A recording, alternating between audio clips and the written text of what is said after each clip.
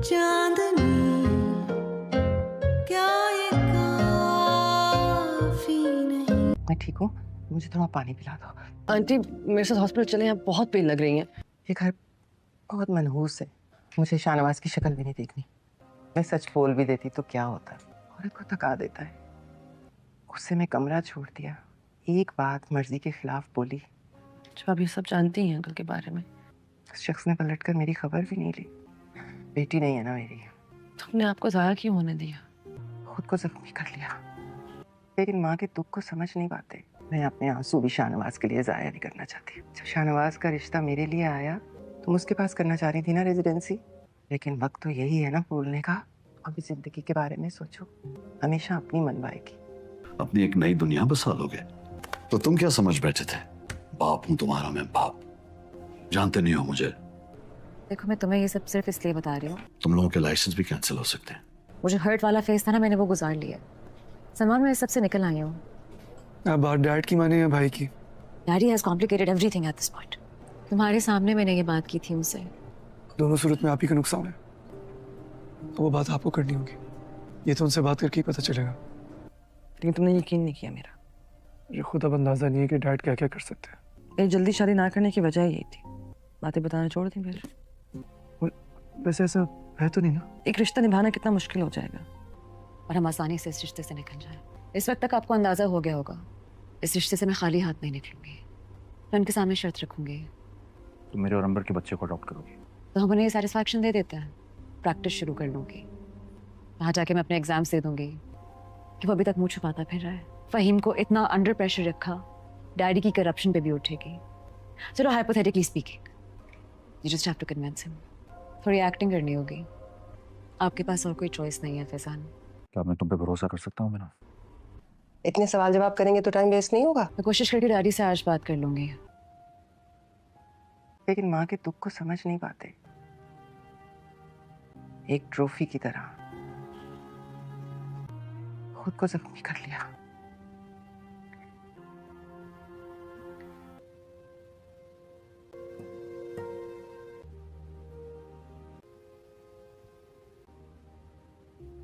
मुझे लगा मैं जीत गई।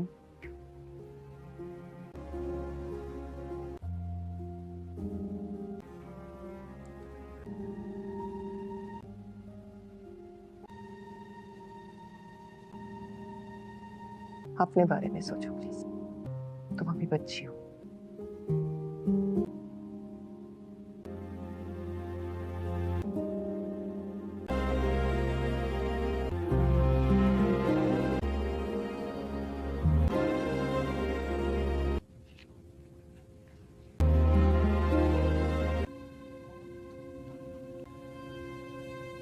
I respect your decision.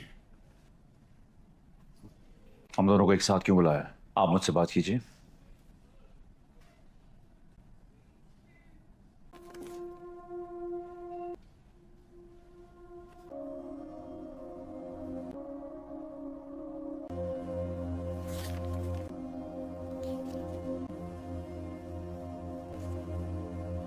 तो तुम क्या समझ बैठे थे?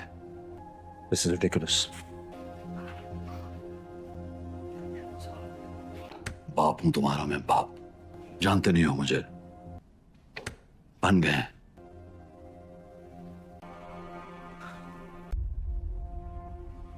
You're actually vicious. क्यों?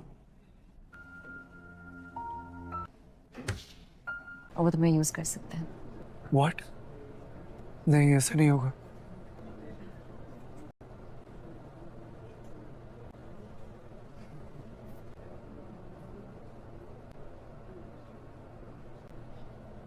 तुम सुन रहे हो?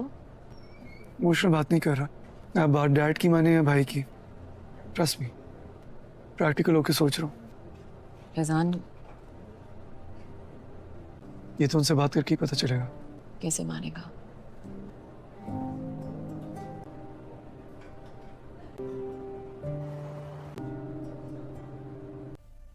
वेल मुझे था, और पूरी इन्वेस्टिगेशन थी मेरे पास, बल्कि अंदाजा नहीं, लेकिन तुमने यकीन नहीं किया मेरा। क्या करती मैं? तुम्हारी बात ही नहीं होती। तुम्हारी याददाश्त तो बहुत अच्छी है। अंकल को तुम जानते ही हो, होता होगा। बताओ। हाँ जरूर।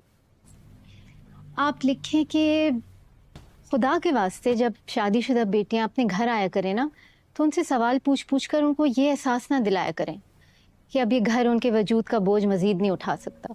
जब वो घर आया करें तो उनसे दामाद के बारे में पूछने से ज़्यादा उनका हाल ज़्यादा पूछा करें ना, कि वो कैसी हैं, वो ठीक हैं, चाहे दामाद उन्हें 10 दिन भी घर लेने ना आए।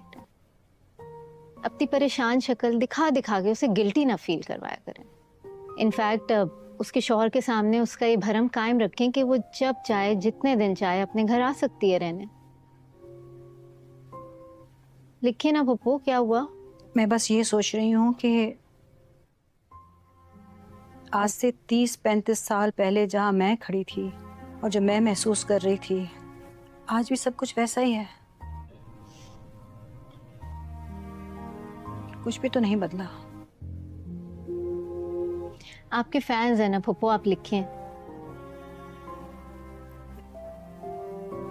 क्या पता उनमें से कोई पढ़ के ये साइकिल तोड़ दे। नहीं करूंगी कोई सवाल। जब भी तुम्हारा दिल चाहे अपने दिल की बात शेयर करने को, मुझसे कर लेना। साथ को पता चल गया कि हॉस्पिटल के खिलाफ जो रिपोर्ट निकली थी उसमें सानिया शामिल थी, और ये भी पता चल गया कि मैं जानती थी लेकिन उन्हें नहीं बताया। तो क्या वो यहाँ तुम्हें छोड़कर गया है? नहीं पप्पू, मैं खुद ही आ गई हूँ। मैं देखना चाहती हूँ साथ कहीं उन मर्दों में से तो नहीं है जो दूसरों की गलती की सजा अपनी बीवी को देता है। खैर छोड़े, मैं आती हूँ।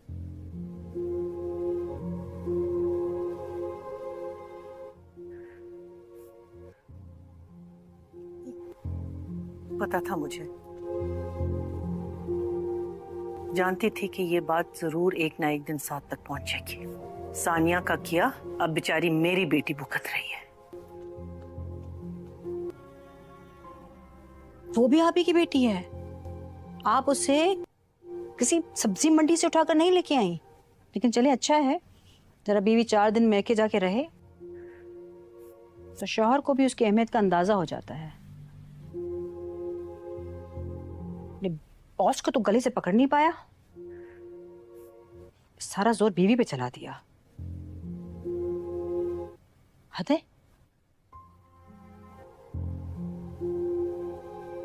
सानिया, जी पा। तुम आज हॉस्पिटल से ऑफ कर लो, बल्कि मैं डॉक्टर साहब से कहता हूँ कि तुम्हें 2-3 दिन के लिए ऑफ दे दे। तुम घर जाओ, फरीन का सामान वापस मेरे कमरे में शिफ्ट कर दो। मेक श्योर करो कि ये कंफर्टेबल हो। इसका खाना नौकरों पर नहीं छोड़ना। सलमान से कहो कि मेरे साथ कोऑर्डिनेशन में रहे। जैसे इसका सेशन खत्म होगा मैं उसे बता दूंगा, आए और अपनी माँ को ले जाए। मेरी आज लेट सिटिंग में यही रुकूंगा। Please do not forget anything. Sure. वो ये सब कुछ नहीं कर पाई। फरीन, अब क्या हुआ? उसका इंटरव्यू। कौन सा इंटरव्यू? तुम जाओ सानिया, ये सारे काम घर में मुलाजमों की जो फौज है ना, वो बड़े आराम से कर लेगी। तुम सिर्फ अपने इंटरव्यू पर फोकस करो। आंटी, सानिया,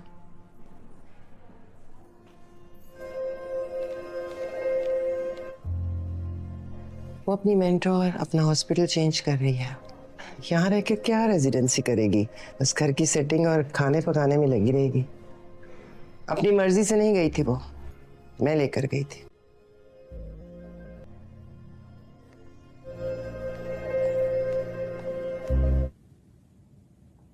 जब से आई हो इसी बात पर लड़ने आ गई थी?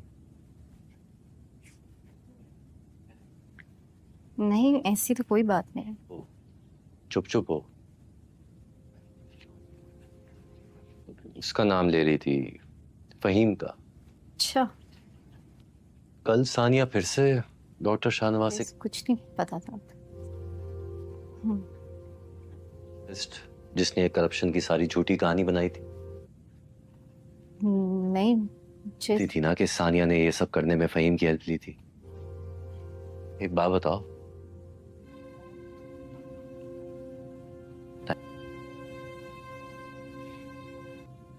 तो फिर उसका नाम सुन के इतना घबरा क्यों गई? मैंने कल तुम्हें ऑप्शंस दी थी।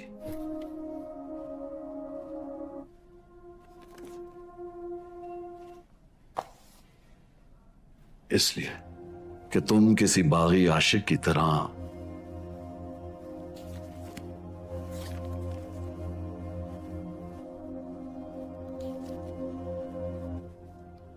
बाप हूं तुम्हारा, मैं बाप।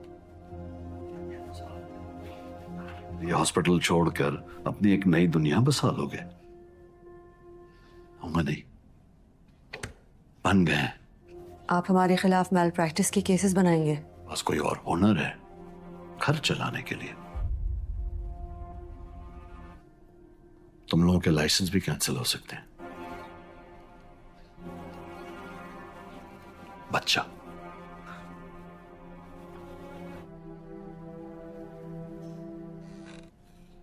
आप सिर्फ संगदिल नहीं है। पालना इतना आसान तो नहीं। क्यों? चलो पर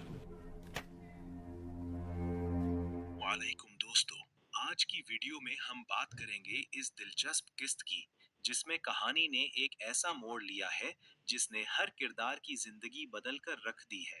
कहानी का आगाज एक बेचैन माहौल से होता है। हर किरदार के चेहरे पर परेशानी साफ नजर आती है, जैसे कोई बड़ा राज सामने आने वाला हो। घर का माहौल पहले से ज्यादा कशीदा हो चुका है और हर शख्स अपने दिल में कई सवाल लिए बैठा है। इसी दौरान एक अहम किरदार की आमद होती है जिससे हालात मजीद पेचीदा हो जाते हैं। सबको उम्मीद होती है कि शायद अब मामलात बेहतर हो जाएंगे, लेकिन जैसे जैसे गुफ्तगू आगे बढ़ती है नए राज सामने आने लगते हैं।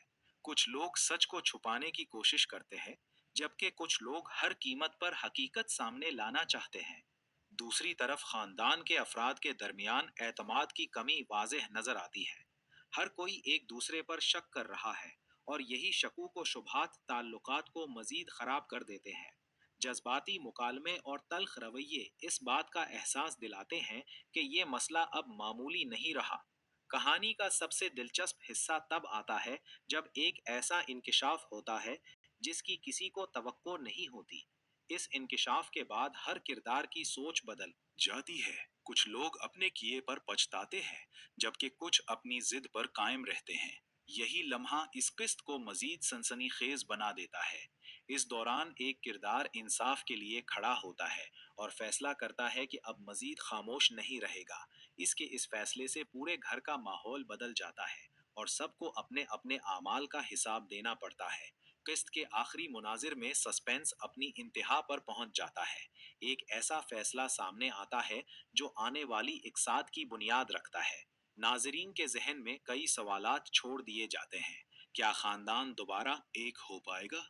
क्या सच सबके सामने आ जाएगा? या फिर कोई नया राज सब कुछ बदल देगा? यही तजस्सुस इस किस्त को देखने के काबिल बनाता है और अगली किस्त का इंतजार मजीद बढ़ा देता है।